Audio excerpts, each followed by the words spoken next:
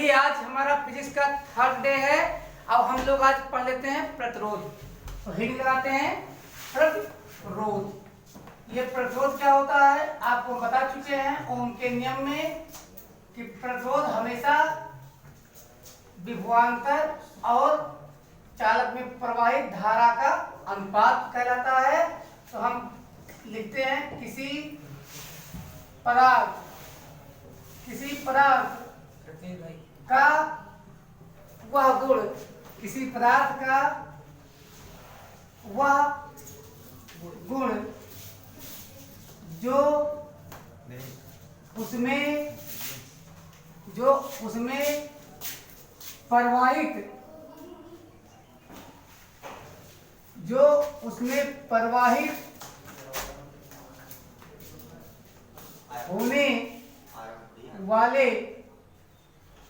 होने वाले विद्युत धारा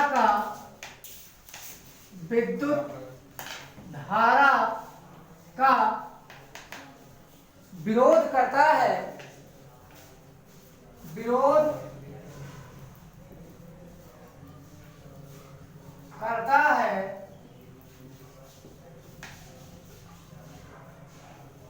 प्रतिरोध कहलाता है। क्या कहलाता है? प्रतिरोध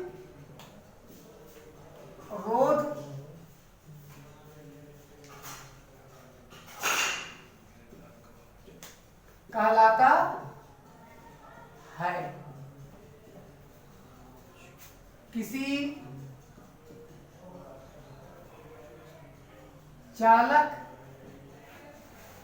की प्रतिरोधकता, किसी चालक का प्रतिरोध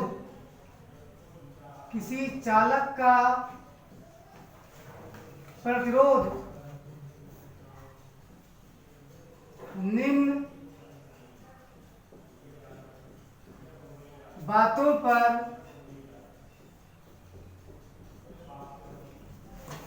निर्भर करता है।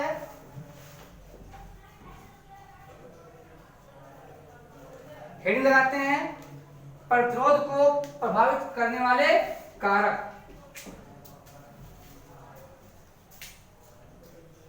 किसी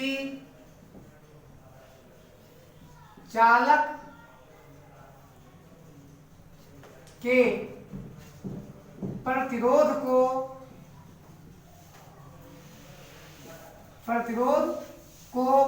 प्रभावित करने वाले कारक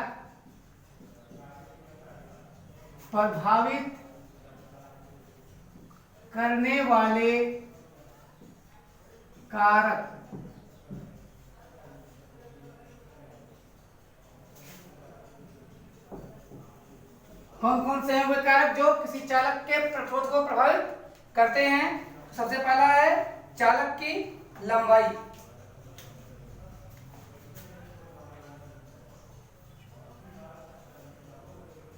किसी चालक तार की लंबाई स्मॉल एल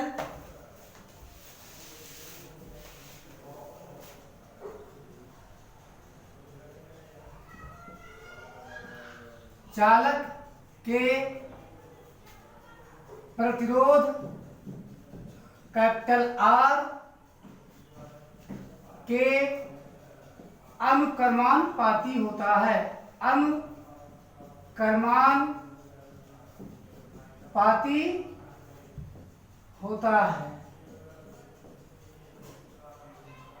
या L is directly proportional to R। क्या लिखेंगे हम R अनुक्रमानुपाती L, जहां ये L क्या है हमारा चालक तार की लंबाई है। दूसरा दिखाते हैं आपको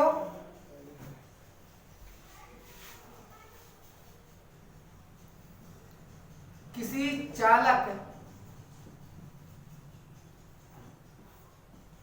तार के अनुप्रस्थ काट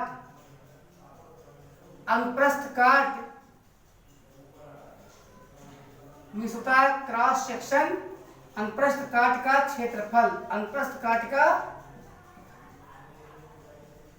क्षेत्रफल क्या बोलेंगे? Cross section area, cross section area के व्युत्क्रमानुपाती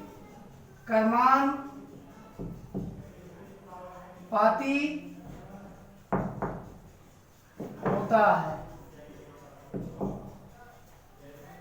या इसे हम कह सकते हैं, या अगर प्रतिरोध R है तो capital R is directly proportional to 1 ये, या कह सकते हैं R is inversely proportional to A, area. दोनों का एक ही अर्थ होता है। तीसरा हेडिंग लगाते हैं तापमान। तापमान किसी चालक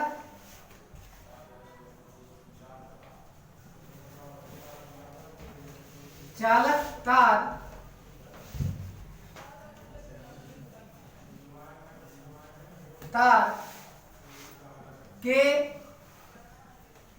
प्रतिरोध R के अनुक्रमानुपाती होता है, अनुक्रमानुपाती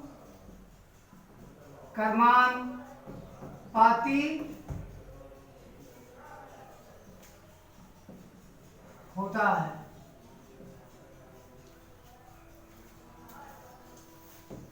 फोर्थ हम पॉइंट लगाते हैं चालक तार का प्रतिरोध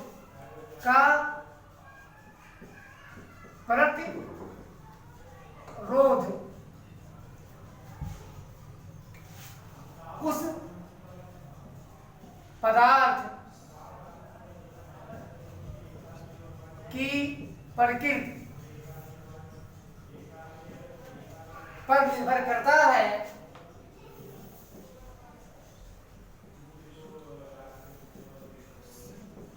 निर्भर करता है, जिस पदार्थ का वह बना होता है, जिस पदार्थ से वह बना होता है। तो अब बच्चों यहाँ पे आप सुनाते हैं जो चालक तार होता है उसकी लंबाई प्रतिरोध के डायरेक्टली प्रोपोर्शनल होती है, और किसी चालक के तार के अनुप्रस्थ काट, हम मान लेते हैं ये हमारा चालक तार है, अगर यहाँ से काट दिया जाए और चालक का तार जो विद्युत धारा का चालक है वो किस आकार का है? बेलनाकार है। तो आपको एक सर्किल मिल जाएगी, सर्किल क्यों? क्योंकि सिलेंडर का बेस सर्कुलर होता है और जिसकी रेडियस R होगी, त्रिज्या R होगी। तो अगर तार मोटा होगा तो लंबाई के अनुक्रमानुपाती होता है, यानी अगर लंबाई बढ़ेगी तो प्रतिरोध उसका बढ़ेगा। दूसरा है चालक तार के अनुप्रस्थ काट का क्षेत्रफल R के व्युत्क्रमानुपाती होता है। क्षेत्रफल एरिया R के व्युत्क्रमानुपाती होता है, या R is directly proportional to 1 ये। यहाँ पे हमने लिखा कि जितने ही तार मोटा होगा प्रतिरोध उतने ही कम होगा, जितने ही तार पतला होगा प्रतिरोध उतने ही ज्यादा होगा। तीसरा हमने दिया फैक्टर तापमान किसी चालक तार के प्रतिरोध R के अनुक्रमानुपाती होता है। तो यहाँ पे हमें समझना होगा कि ये अनुक्रमानुपाती क्या होता है। तापमान अगर बढ़ेगा टेम्परेचर हाई होगा, अगर तापमान बढ़ेगा टेम्परेचर हाई होगा तो निश्चित रूप से उसका प्रतिरोध बढ़ेगा। चौथा है चालक तार का प्रतिरोध उस पदार्थ की प्रकृति पर निर्भर करता है जिस पदार्थ से वह बना होता है। हम उदाहरण ले लें, कापर का तार। अब कापर के तार का प्रतिरोध किस पर निर्भर करेगा? कापर पर निर्भर करेगा, क्योंकि वह कापर का बना हुआ है। एल्यूमिनियम का प्रतिरोध किस पर निर्भर करेगा? एल्यूमिनियम पर निर्भर करेगा, क्योंकि वह एल्यूमिनियम का बना है। इसी प्रकार से सिल्वर वायर का प्रतिरोध सिल्वर पर निर्भर करेगा। ये पॉइंट समझ में आ गई। ये पॉइंट आपके समझ में अगर नहीं आ रही तो मैं समझाता हूँ तापमान किसी चालक तार के प्रतिरोध आर के अनुपाती कैसे होता है। तो बच्चों, आप लोगों ने देखा होगा कि बिजली के तार ढीले बढ़ जाते हैं। वास्तव में इसलिए बढ़ जाते हैं कि ऊष्मा से जब भी तापमान बढ़ता है तो धातुओं में एक्सपेंशन होता है, धातु फैलते हैं। तो जब तापमान बढ़ेगा तो तार लंबा होगा कि छोटा होगा? तार लंबा होगा। और यहाँ पे हम आपको बता चुके हैं कि चालक की लंबाई, तार की लंबाई कैसा होता है? डायरेक्टली प्रोपोर्शनल होता है। चूंकि तार की लंबाई बढ़ने पर प्रतिरोध बढ़ती है, और जब आप तापमान बढ़ाओगे तो ऑटोमेटिक तार की लंबाई बढ़ेगी। ऐसी कई घटनाएं आप देख सकते हो कि तापमान बढ़ने पर धातुओं में एक्सपेंशन दिखता है, फैलाव दिखता है। ये चीज आप देख सकते हो। रेलवे लाइन आपने देखा होगा बहुत पास से, दो रेलवे लाइन के बीच गैप दिया जाता है, इसलिए कि जब गर्मियों में तापमान बढ़ने पर उनमें एक्सपेंशन हो तो दोनों सट जाएं लेकिन टेढ़ी ना हो। अगर इनके बीच गैप न दिया जाए तो तापमान बढ़ने पर जब ये सटेंगी, अब जगह ही नहीं है तो सटेंगी कहाँ? तो क्या करेंगे? एक दूसरे को टेढ़ा कर देंगे। और यही कारण है कि जब हम बिजली के तार देखते हैं खंभों पर तो इन्हें बहुत टाइट नहीं किया जाता, क्योंकि अगर बहुत टाइट करके बांध दिया जाएगा और तापमान कम होगा तो ये आपस में सिकुड़ेंगे और तार टूट जाएगा। तो बच्चों, यहाँ स्पष्ट है कि चालक तार का प्रतिरोध उसके तापमान पर निर्भर करता है। तापमान बढ़ेगा तो लंबाई बढ़ेगी, ये इसी के कॉम्प्लीमेंट है। अब हम ले लेते हैं कि अगर समीकरण 1 व 2 से हम देखें हमें क्या मिलता है, तो इसको मिटा दें, इसको मिटा दें।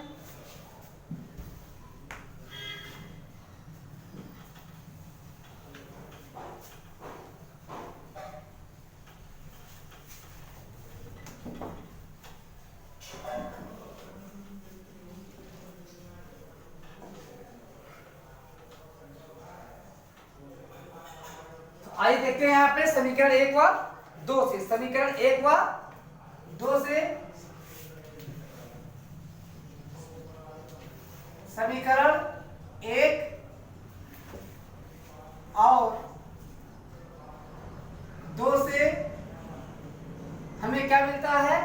R is directly, R means प्रतिरोध जो होता है वो अनुपाती किसके होता है? L अपान ए से, L अपान ये के अनुपाती होता है। तो यहां से हमें क्या नजर आ रहा है? हमें नजर आ रहा है कि अगर हम तार का एरिया बढ़ाएंगे तो प्रतिरोध घटेगा, और अगर हम एरिया कम करेंगे तो प्रतिरोध बढ़ेगा। और लंबाई अगर बढ़ाएंगे तो प्रतिरोध बढ़ेगा, लंबाई घटाएंगे तो प्रतिरोध घटेगा। अब अगर हम इसमें कांस्टेंट ऑफ प्रोपोर्शनलिटी हटा दें तो हमें क्या मिलता है? हमें मिलता है R इक्वल टू रो। ये क्या बच्चों? रो। ये रो है, इसको हम कहते हैं प्रतिरोधकता, प्रतिरोधकता कहते हैं। और यहाँ पे ये एक नियतांक है, यहाँ पे एक कांस्टेंट है, क्योंकि जब भी हम कांस्टेंट ऑफ प्रोपोर्शनलिटी हटाते हैं तो हमको एक कांस्टेंट रखना पड़ता है। तो यहाँ पे हमने हटाया, इज इक्वल टू लगाया, ये कांस्टेंट ऑफ प्रोपोर्शनलिटी है, नियतांक है जिसे रो कहते हैं। और इसे हम कहते हैं पदार्थ की रेजिस्टिविटी या विशिष्ट प्रतिरोध, विशिष्ट प्रतिरोध। तो L by A, L by ये हमारा एक फार्मूला मिलता है। इस पे हम तोड़ते हैं, रो को अगर लेते हैं तो रो बराबर रो इक्वल क्या हो जाता है? ये इंटू यल, ये इंटू आर, ये इंटू आर अपान यल।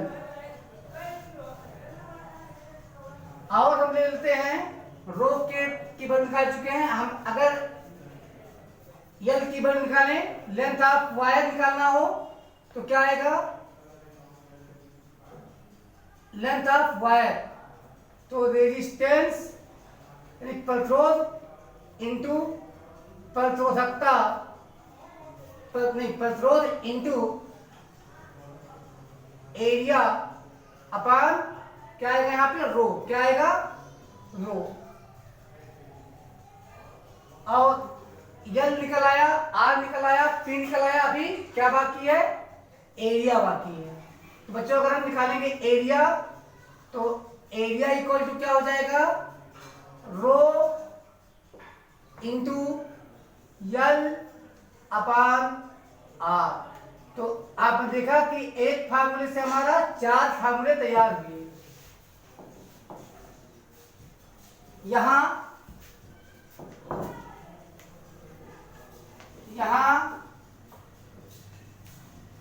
रो एक नियतांक है,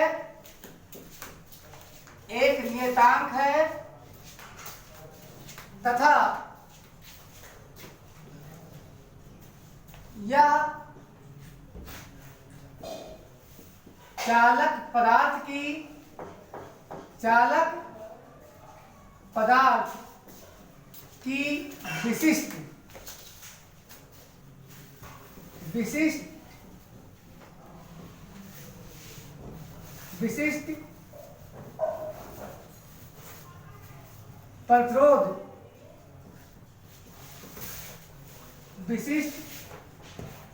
प्रतिरोध या प्रतिरोधकता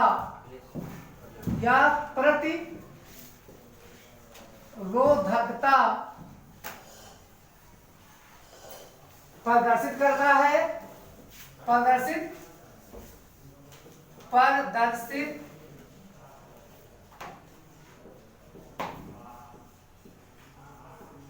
करता है। प्रतिरोधकता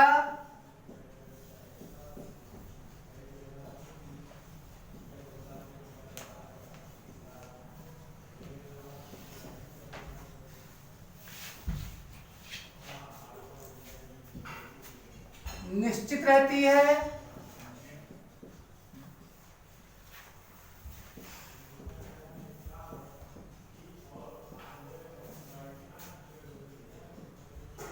तथा रो मीन्स प्रतिरोधकता।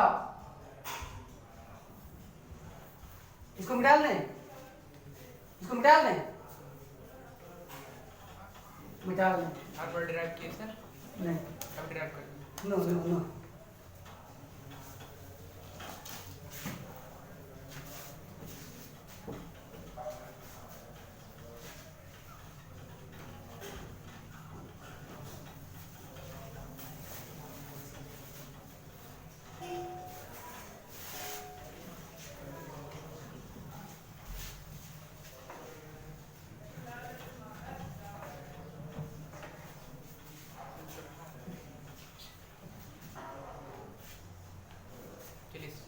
निश्चित रहती है।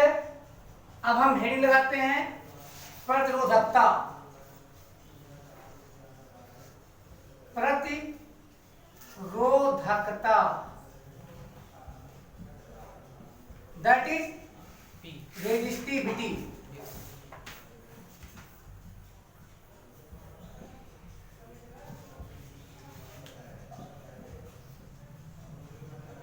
रेजिस्टिविटी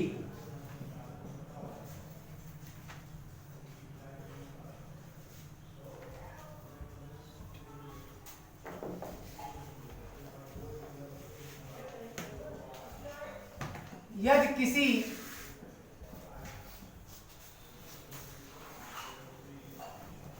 एक घन मीटर बेलनाकार यदि किसी बेलनाकार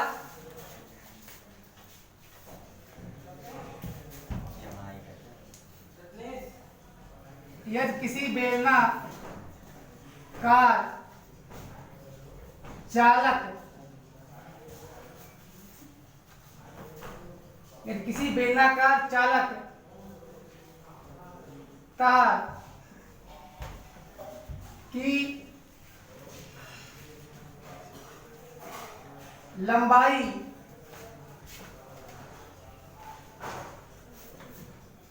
1 मीटर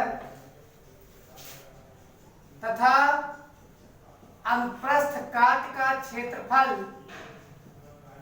अनुप्रस्थ काट का क्षेत्रफल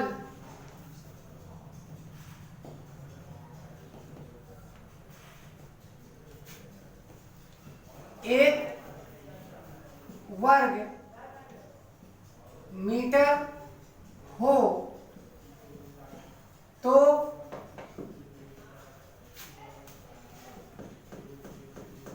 इस चालक तार द्वारा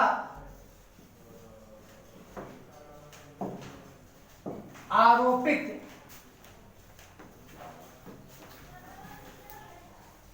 प्रतिरोध व जिस पदार्थ से चालक बना है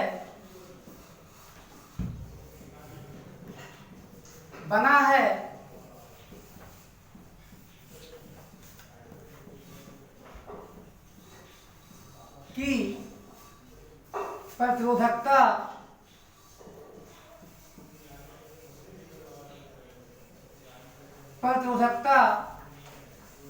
समान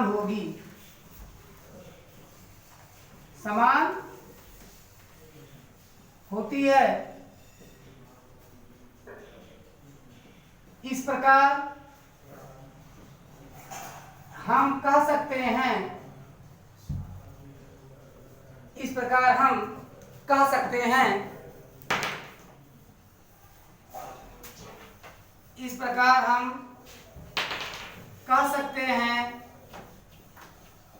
कि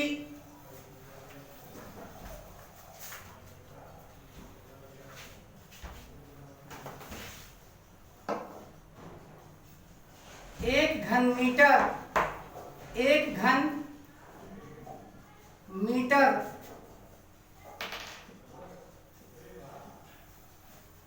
आयतन वाला चालक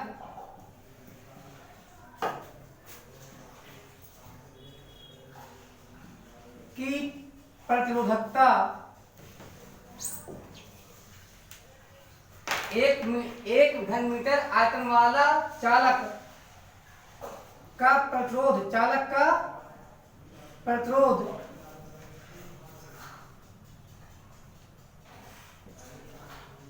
चालक तार के पदार्थ की प्रतिरोधकता कहलाती है। क्या कहलाती है? प्रतिरोधकता कहलाती है।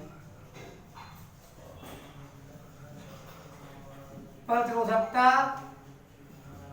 कहलाती है।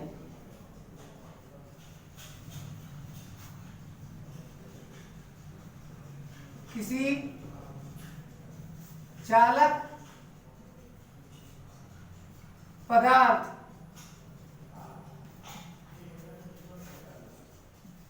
की प्रतिरोधकता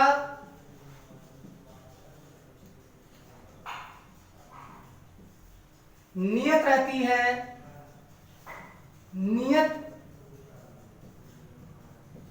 है तथा घटता बढ़ता नहीं। घटता बढ़ता नहीं है। अब समझा देते हैं इस टर्म को कि इसका क्या अर्थ है। तो मैं समझाता हूं कि अगर मेरे हाथ में एक चालक तार देख रहे हैं आप, एक चालक तार है, अगर इस चालक तार का लंबाई 1 मीटर हो, अगर इस चालक तार का लंबाई 1 मीटर हो और इसके ये इतना मोटा हो कि इनके अनुप्रस्थ काट, चालक तार इतना मोटा हो, चालक तार इतना मोटा हो कि इसके अनुप्रस्थ काट का क्षेत्रफल, अनुप्रस्थ काट का क्षेत्रफल अगर 1 वर्ग मीटर हो, तो इस बेलनाकार तार, जो चालक तार होता है प्राय बेलनाकार ही होता है, तो इसका आयतन कितना आएगा?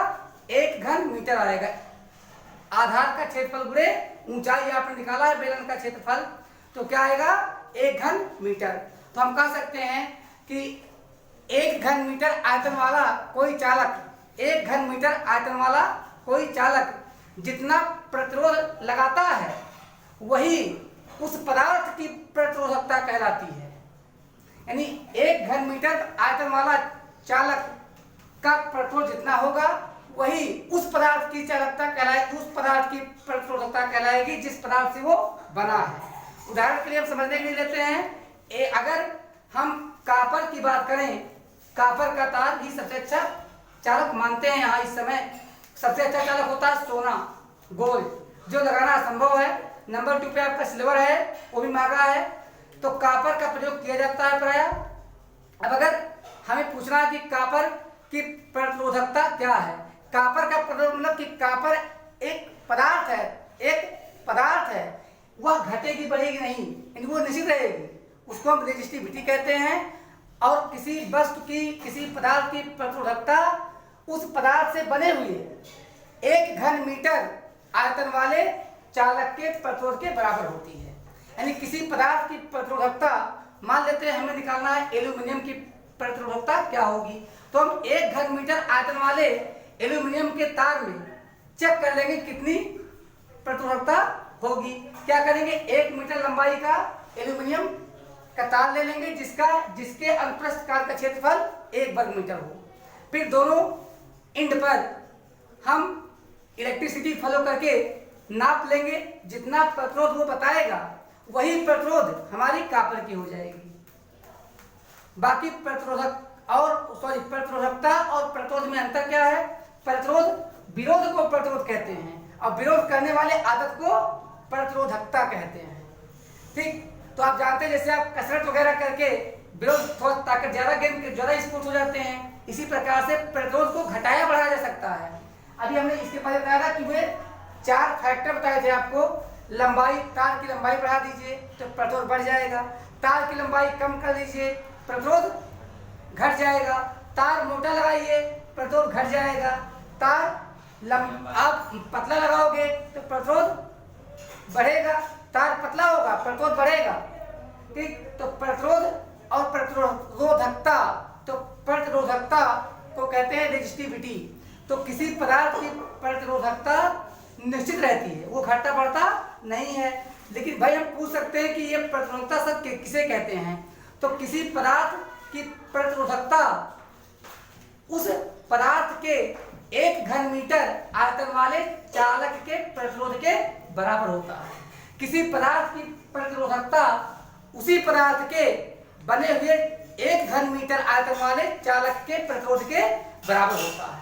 जैसे एल्यूमिनियम, अब हमें पता लगाना है कि एल्यूमिनियम की प्रतिरोधकता कितनी है। एल्यूमिनियम की प्रतिरोधकता मतलब रो, एल्यूमिनियम की प्रतिरोधकता कितनी है, तो इसे ज्ञात करने के लिए हम एल्यूमिनियम का 1 मीटर लंबा तार ले लेंगे और वो तार कैसा होगा? जिसके अनुप्रस्थ काट का क्षेत्रफल 1 वर्ग मीटर होगा, तो आयतन कितना आएगा? 1 घन मीटर। तो हम कह सकते हैं कि 1 घन मीटर आयतन वाला कोई चालक तार जितना प्रतिरोध उत्पन्न करता है, जिस पदार्थ का वह बना होता है उस पदार्थ की प्रतिरोधकता वही मानी जाती है। तो प्रतिरोध तो बदलेगा, लंबाई बढ़ा दोगे मोटा कर दोगे घटेगी, लंबाई बढ़ा दोगे बढ़ेगी, टेम्परेचर बढ़ाते जाओगे बढ़ती जाएगी, लेकिन प्रतिरोधकता निश्चित रहती है, वो नहीं बदलती। तो प्रत्येक पदार्थ की प्रतिरोधकता अलग अलग होती है बच्चों। और हम विद्युत का अच्छा चालक उसको मानते हैं जिसकी प्रतिरोधकता सबसे कम हो। अब यहाँ पे हम एक चीज लिखे हैं कि प्रतिरोधकता को हम रो से दर्शाते हैं और इसका मात्रक क्या होता है। तो बच्चों इसका मात्रक रो मीन्स प्रतिरोधकता का SI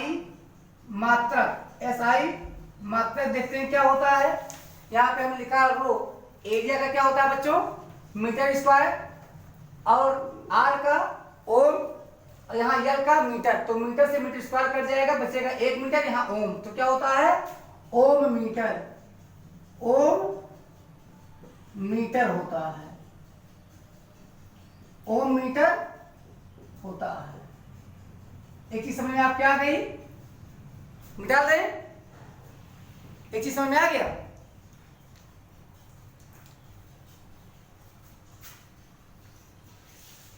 मिटा दें। अब आता है प्रतिरोध, यानी प्रतिरोध को संयोजन, प्रतिरोधों का संयोजन, प्रतिरोधों का संयोजन।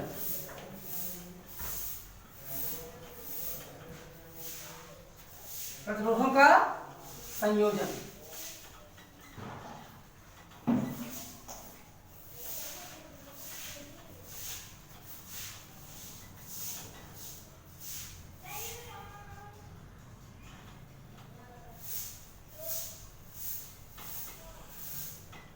मिटा देना कहना आता, लेकिन ये मिटता नहीं है।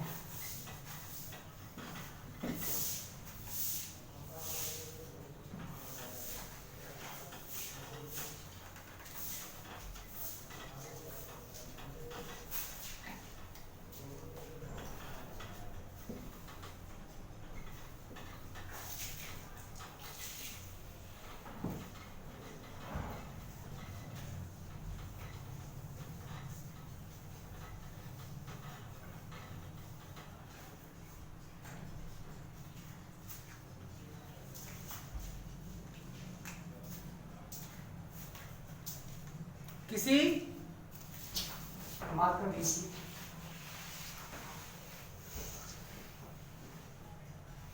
किसी विद्युत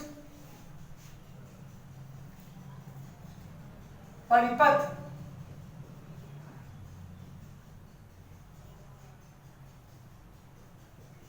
में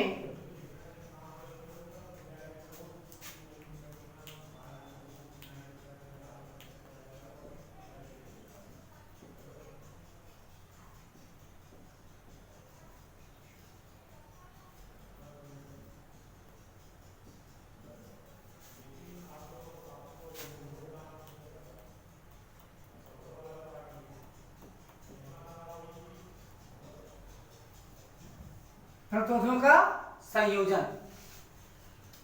बच्चों हम सबसे पहले बताएंगे कि प्रतिरोधों को हम कितनी तरह से जोड़ सकते हैं और प्रतिरोधों को हम क्यों जोड़ते हैं। तो बच्चों कभी कभी हमें धारा और प्रतिरोध में, आप जानते हो कि धारा और प्रतिरोध ये दोनों एक दूसरे के कैसे होते हैं, व्युत्क्रमानुपाती होते हैं।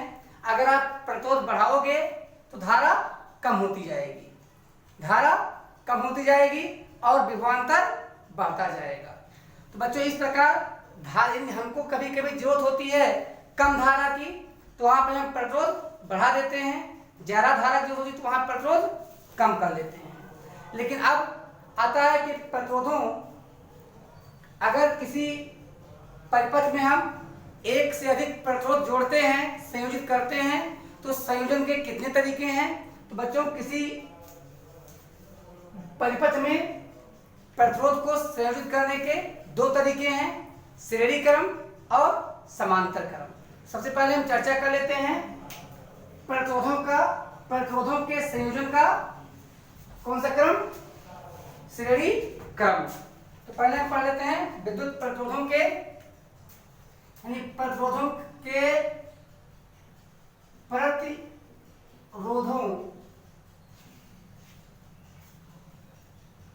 प्रतिरोधों का संयोजन एवं तुल्य प्रतिरोध एवं तुल्य का अर्थ होता है अगर मुझे मेरे ऊपर कई फोर्स काम कर रहे हैं तो सारे फोर्सों का हम पर कुल असर कितना पड़ रहा है वह कहलाएगा इक्विवेलेंट फोर्स या तुल्य बल कहलाएगा, समतुल्य बल।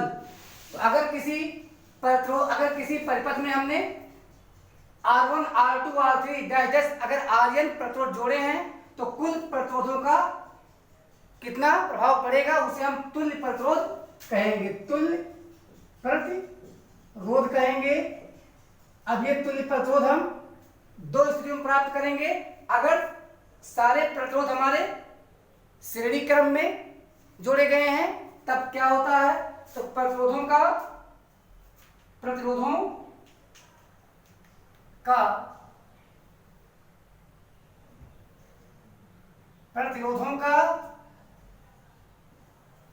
श्रेणी क्रम संयोजन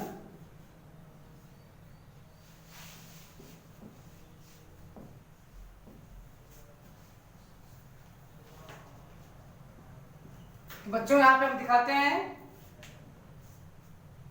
अगर हमारे पास 3 प्रतिरोध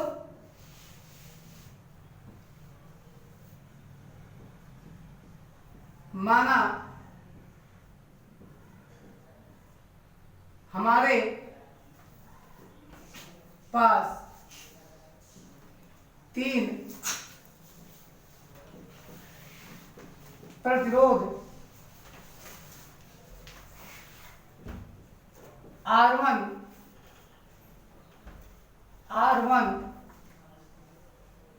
R2 व R3। तो आइए इनका एक फिगर बना लेते हैं। यहाँ पे हमारे कोई पॉइंट A है,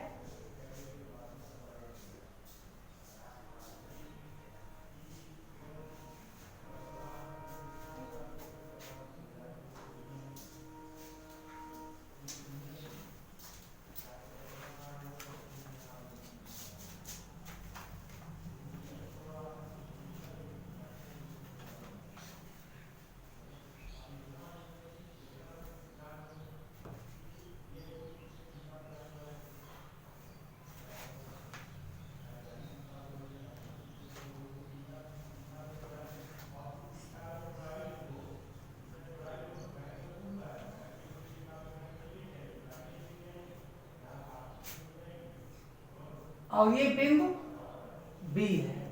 तो बच्चों हम यहाँ दिखा रहे हैं, ये प्रतिरोध का चिन्ह है, प्रतिरोध का साइन है, और ये इसकी प्रतिरोधकता इसका प्रतिरोध R1 है और इसका प्रतिरोध R2 है और इसका प्रतिरोध R3 है।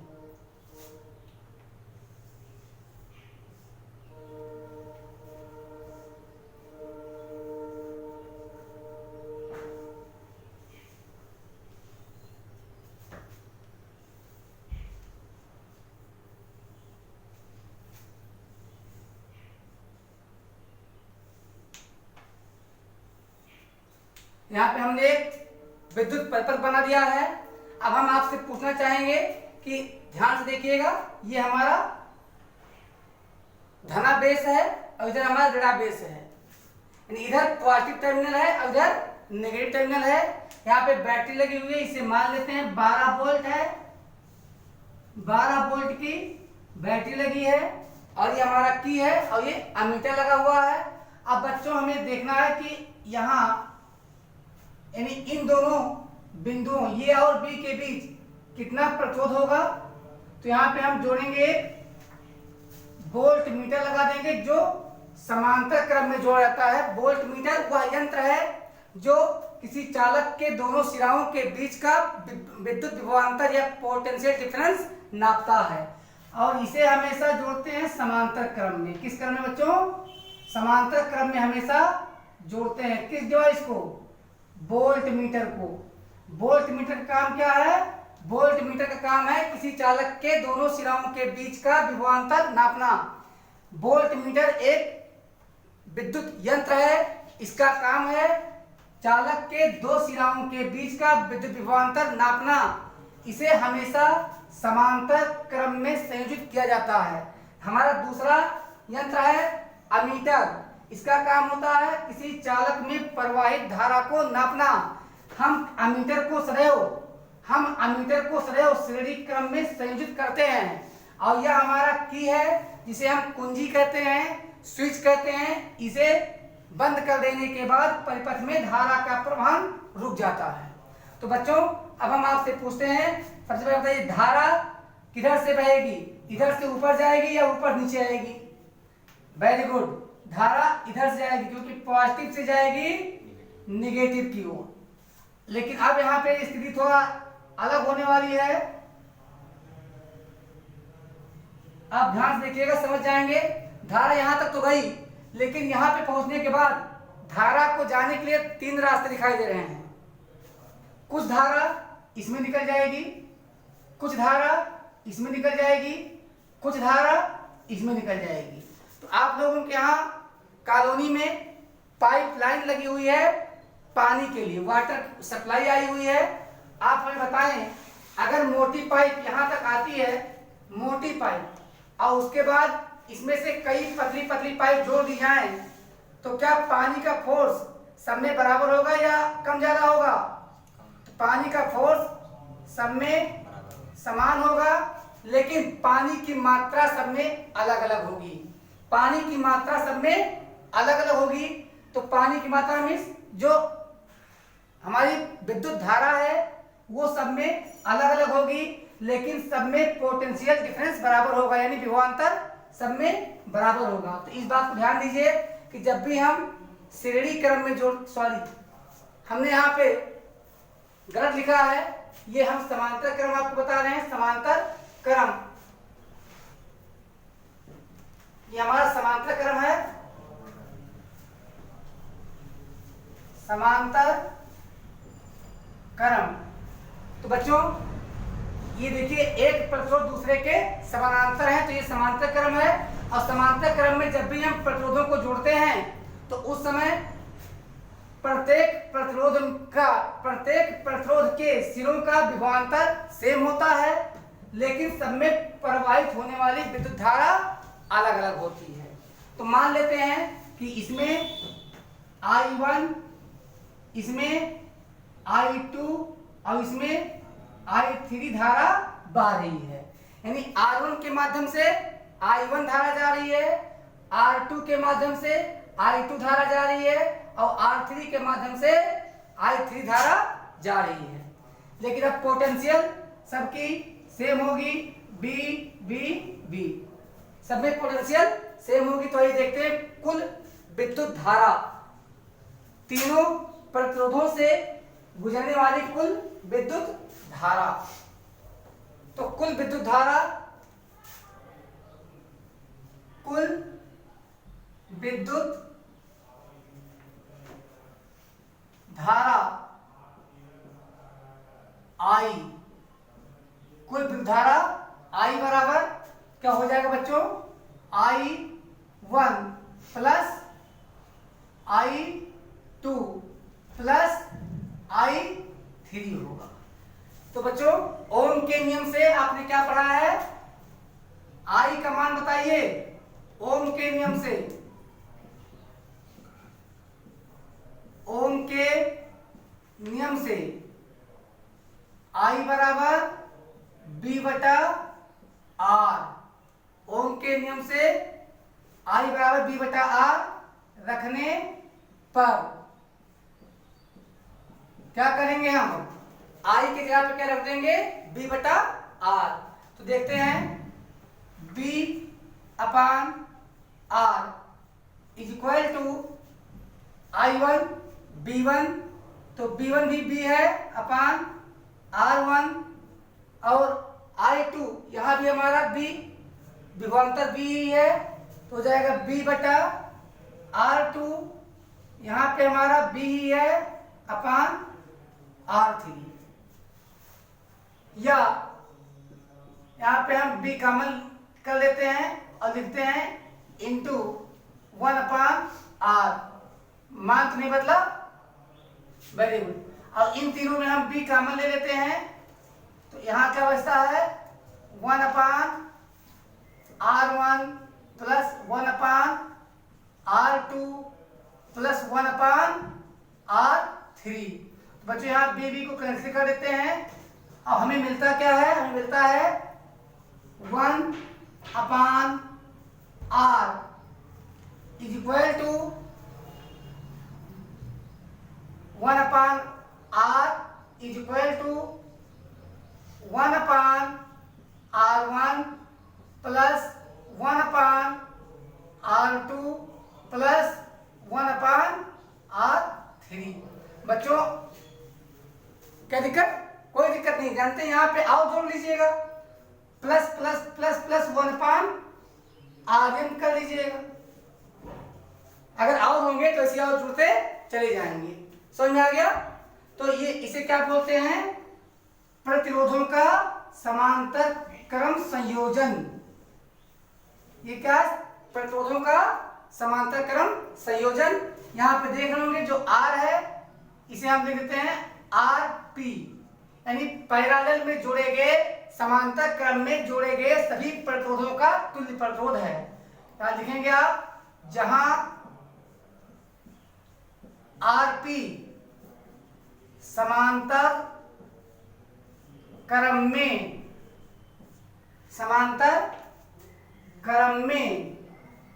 संयोजित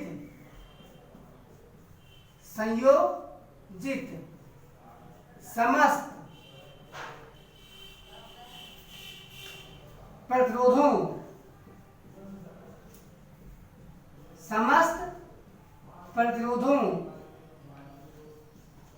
R1 R2 R3 Rn का तुल्य प्रतिरोध है, का तुल्य प्रतिरोध है। ये समझ आ गया बच्चों? चलिए निकाल दें। अब इसके बाद हम पढ़ेंगे प्रतिरोधों का श्रेणी क्रम संयोजन। प्रतिरोधों का श्रेणी क्रम संयोजन पढ़ेंगे हम। अब तो देखते हैं अगर हम करेंगे तो चलिए देखते हैं श्रेणी क्रम संयोजन।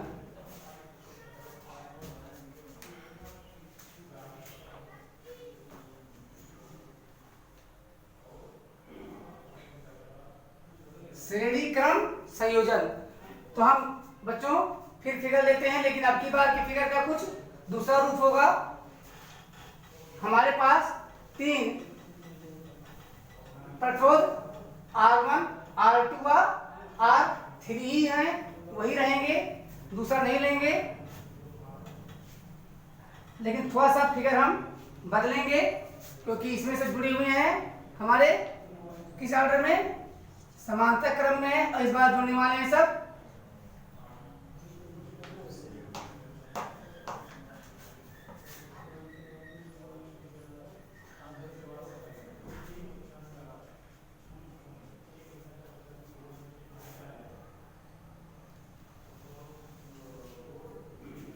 बच्चों। अगर इसकी वैल्यू R1 हो, इस प्रतिरोध का मान R1 हो, इसका मान R2 हो, इसका मान R3 हो,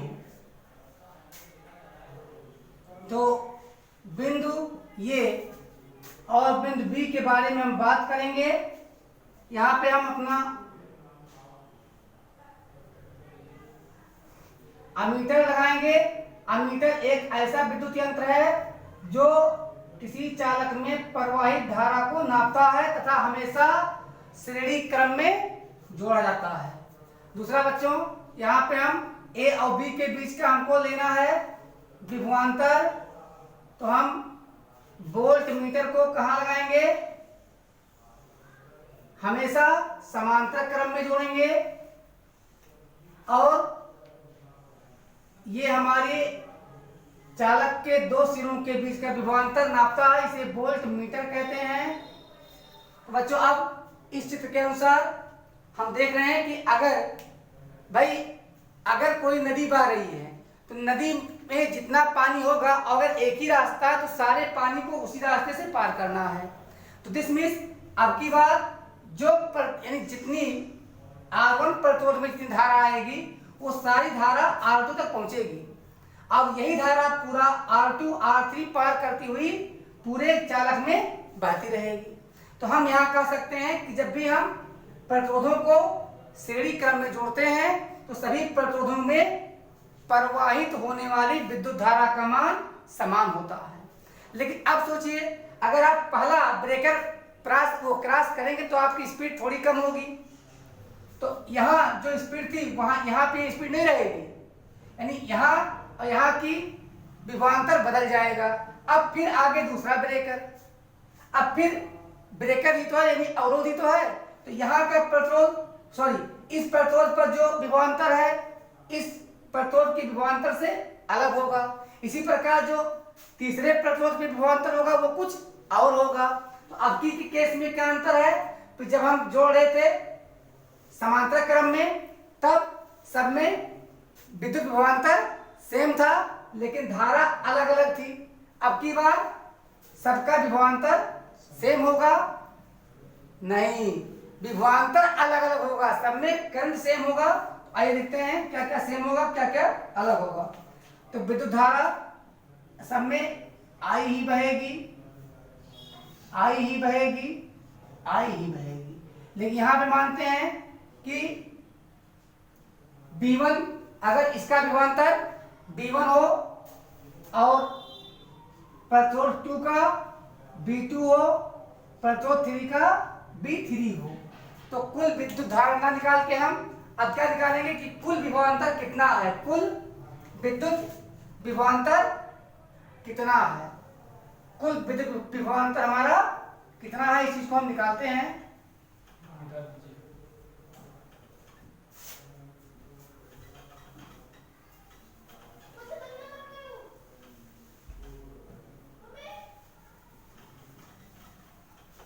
यहां पे हम समझने की कोशिश करते हैं। कुल विद्युत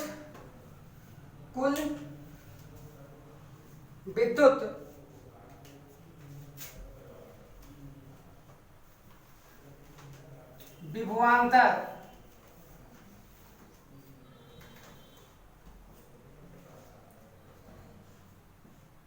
अगर हम पूरे विद्युत विभवांतर को V से दिखाएं तो कुल कितना आएगा, B1 plus B2 plus B3। तो बच्चों ओम के नियम से अब B की वैल्यू निकाल लो I और R के पदों में। तो ओम के नियम से B इक्वल I R रखने पर B इक्वल I R, यानी ओम के नियम से हमने पढ़ा है कि विभवांतर बराबर धारा गुणे प्रतिरोध होता है। अब अगर इस संबंध में हम B के जगह पे IR रख दें तो B1, B2 और B3 की जगह पे क्या आएगा आप जानते हो। तो B की जगह पे IR, इसको हम RS लिख देते हैं कि श्रेणी क्रम में जोड़े गए संयोजित सभी प्रतिरोधों का तुल्य प्रतिरोध होगा RS।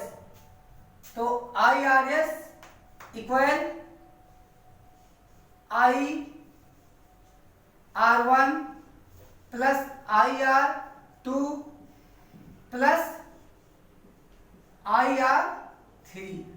तो बच्चों देख रहे हैं कि एक पद, दो पद, तीन पद, तीनों पदों में I उभयनिष्ठ है।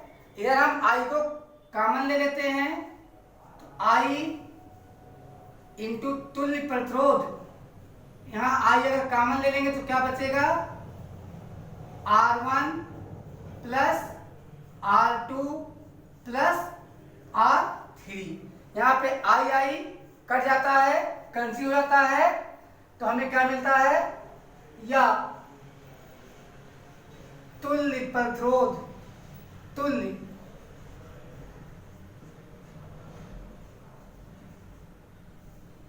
प्रतिरोध RS बराबर R1 प्लस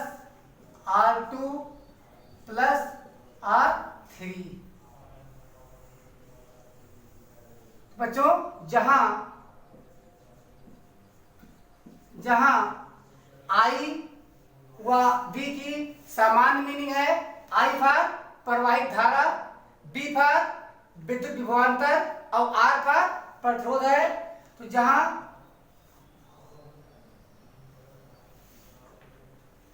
आर एस हमारा क्या है, विद्युत परिपथ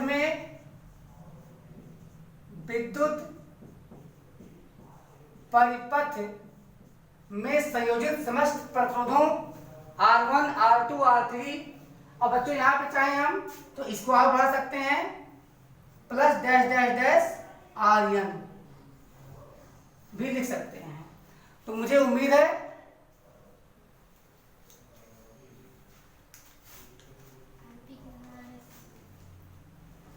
RS